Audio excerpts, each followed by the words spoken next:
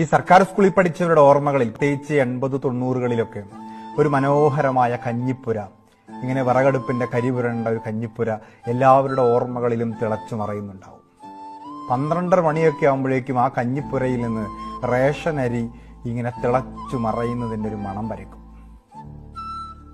ഉപ്പിട്ട് പുഴുങ്ങിയ ചെറുപയറിൽ കടുകും വറ്റൽമുളകും ഒക്കെ വറവിടുന്നതിൻ്റെ ഒരു പ്രത്യേക മണം ഉണ്ടാവും.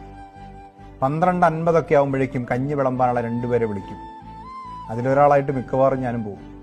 അവിടെ എത്തി കഞ്ഞിയൊക്കെ കുട്ടികൾക്ക് വിളമ്പിക്കൊടുത്ത് പാത്രം കഴുകാനൊക്കെ സഹായിച്ചു കഴിഞ്ഞാൽ അവിടെ ബാക്കി വരുന്ന ചെറുപയറിൽ ഒരധിക പങ്ക് മറ്റു കുട്ടികൾക്ക് കൊടുത്തതിനേക്കാൾ ഒരു അധിക പങ്ക് നമുക്ക് കിട്ടും.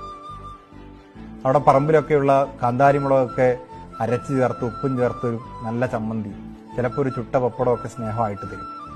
അങ്ങനെ തരുന്നയാളെ നമ്മൾ വിളിക്കുന്നത് കഞ്ഞി അമ്മ എന്നാണ്. ആ സ്കൂളിൽ എല്ലാവർക്കും ഒരു അമ്മയാണ്. വീട് വിട്ട് സ്കൂളിലെത്തുമ്പോൾ